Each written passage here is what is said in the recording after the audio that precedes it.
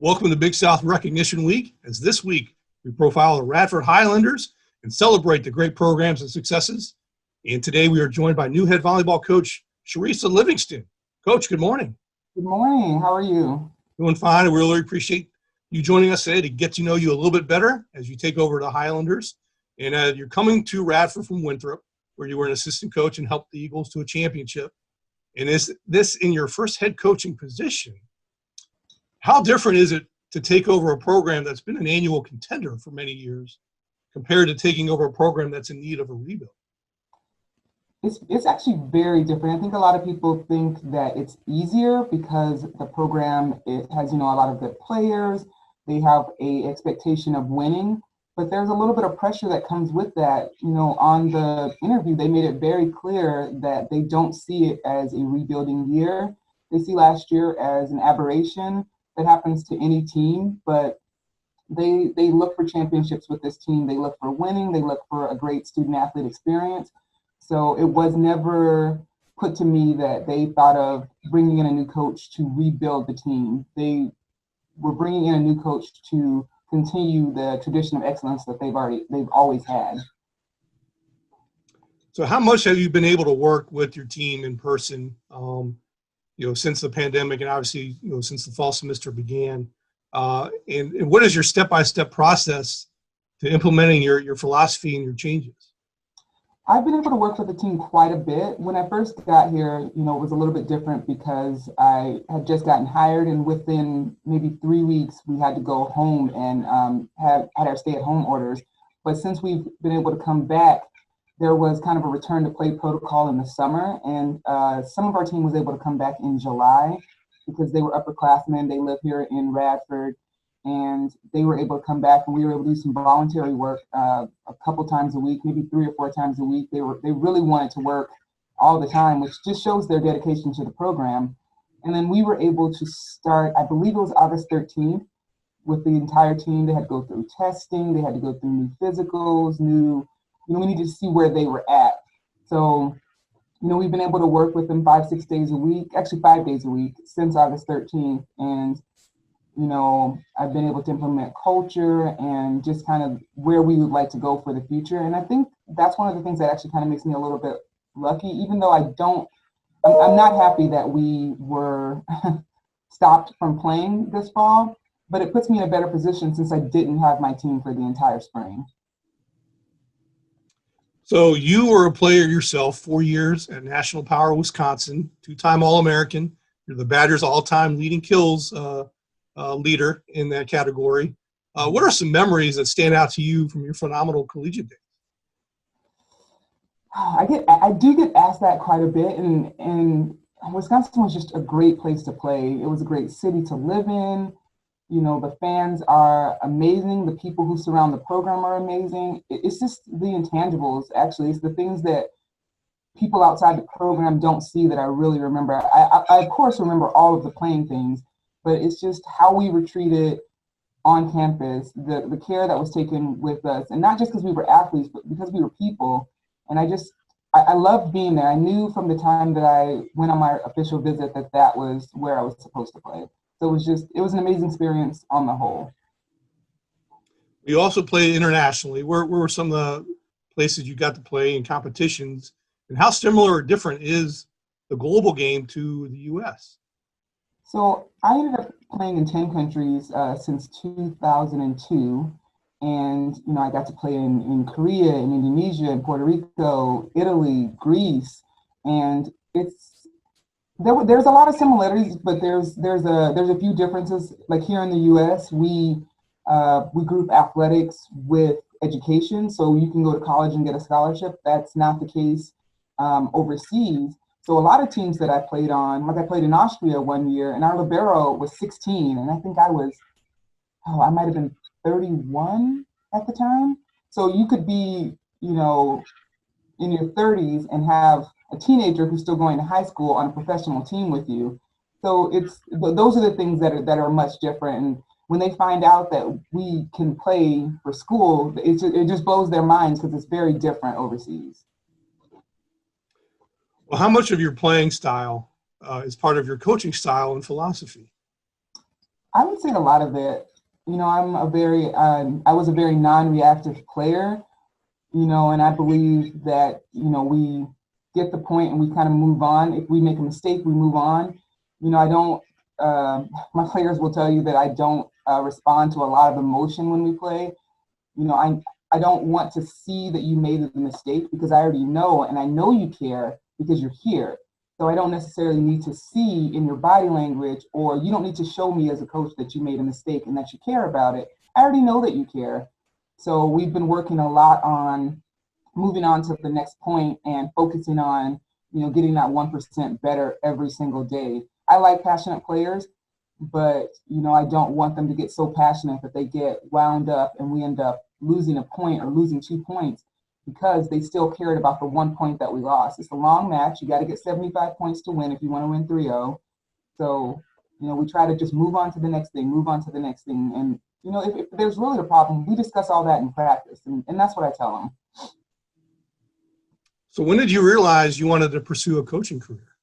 I think I always knew. I always knew that I wanted to do something in athletics. I could never imagine my life without athletics or volleyball in it. So I knew I wanted to do something. I didn't necessarily know if I wanted to coach, but the last year that I was playing professionally, my old coach, John Cook, who's at Nebraska now, ended up calling me and asking me, he's like, well, when are you going to be done playing? Do you think you're done now? Would you like to coach? Have you thought about it? So I actually took some time to think about it. And he's like, well, if you're going to think about it, how about being the volunteer at Nebraska for me? And so I really thought about it, and it sounded like an amazing opportunity. It's a great way to step into the game with a former coach, someone who you played for, and someone who is at a high level program where you could really learn. So I thought about it, and of course I took it, and the rest is obviously history. So how has your past playing and coaching experience prepared you to be a head coach? I think the number one thing that those things have prepared me is the sacrifice, because we spend 6 to 7 days, we spend our whole lives doing this. We work at home. We always tell ourselves we're not going to do that, but we still do it. And, being an athlete who played at a high level and who also played overseas and who was away from home, that helped me. That helps me now as a coach, because I know that I can be away from my family, but I can still keep our relationship strong, and I can still, sacrifice some things to get others. And, that's the kind of thing that I also bring to my players. Like, you have a very short and finite period to do this. And, no one's asking you to give up everything in your life, but, the 4 years are going to fly by, and you'll look back and you'll wonder where they went. So we're asking for short-term sacrifices for long-term gains. So is there anything specifically from those playing and coaching experiences that we will see with the Highlanders? Ooh, gosh, it was so long ago. Gosh, I mean, because college was 20 years ago for me. The one thing that I do take is, the one coach who I always reflect back on is Pete Wade. We always played very calm, we tried not to have too many ups and too many downs. He didn't like highs and lows. He always liked very moderate play. And I think that's the thing that made us very successful, because we would get into very tense situations, and, he was always like, we got to stay right here. This is where we're going to stay for our whole play. And, we didn't win everything, but I think that when we did get in those tight situations, we did win because that was the way we were taught. And that is something that I'm definitely going to bring to the Highlanders. We're going to continue on with some lighter questions as we continue to get to know you better. First, what age did you start playing volleyball, and which positions did you play? So I was 14 when I started playing. Up until that point, I had done just track and field, but my sister played, and her coach was always like, oh, you need to play, because I've been this tall since I was 14. I've been 6'1" since I was 14, and I wanted to do everything she did, but I wanted to do it better. So of course I had to play volleyball. I played middle my entire high school and undergrad career in college, and then I played 5 years professionally. I played middle, and then when I went to Italy, I switched over to the right side, which is very different from the middle, but You know, I had great coaches who helped me make the transition. So it was a lot smoother than what I would have thought it would have been switching positions at 26, you know. So did you have or do you have a favorite volleyball player? I don't. Because I respect so many players. You know, I really love, you know, Faluke. I think she is just phenomenal. She's a great blocker. She's just a great all-around player. And, you know, having been a middle and seeing someone who just embodies what the position means. You know, I love Agana Namani, and you know, there's so many players. There's Danielle Scott, there's Tara Cross Battle, there's you know Stacy Sakura. There's so many great players that it's just hard to pick out one who would actually be my favorite. So I have no answer for that. I have so much respect for all those players. So is there a national or global volleyball event that you have not attended but would like to? I would love to attend both the Grand Prix and the Olympics because I've never been to either. I've watched them both on TV. I've watched men's and women's. And, you know, just to get the experience to see, you know, what the athletes go through and to see, you know, how it's all organized. Because, you know, you only get really snippets on TV and you don't get to see the backstory and them practicing day to day. And, you know, it's 2 weeks for the volleyball team, but it seems like much longer. But I would love to see the Olympics in person. So being an indoor volleyball player, your career, how much beach volleyball do you get to play? Almost none. When I was in high school, my club coach had us train on the beach because it was obviously much harder. You know, that year, I think it wasn't AAUs when it was JOs, it was Junior Olympics. So Junior Olympics was in Colorado that year.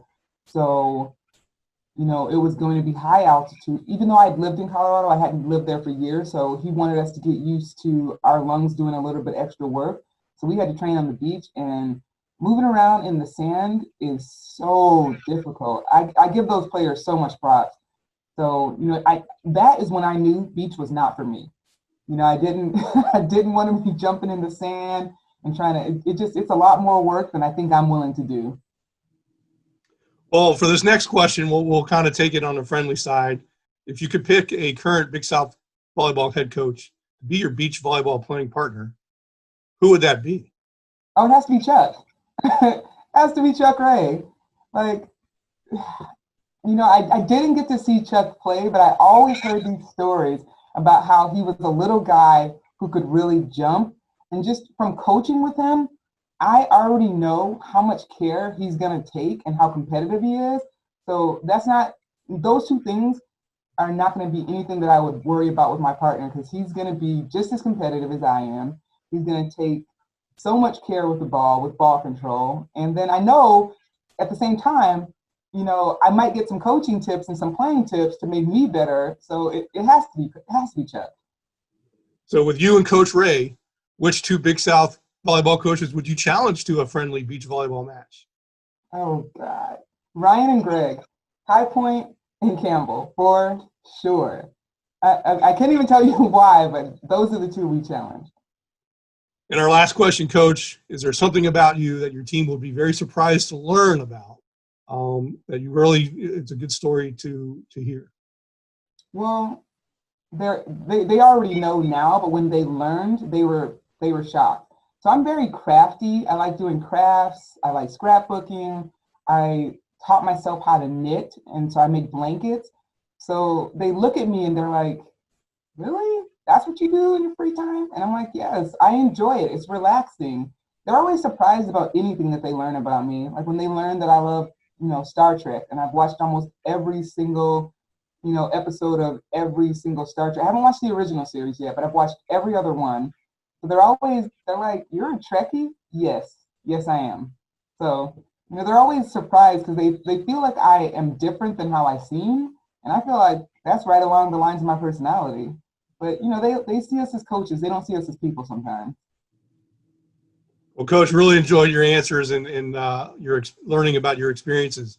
We appreciate you taking the time as we got to know you better. We wish you all the best, and the Highlanders all the best of luck as you prepare for the season. And thanks again for joining us. No problem. I really enjoyed it. Thank you.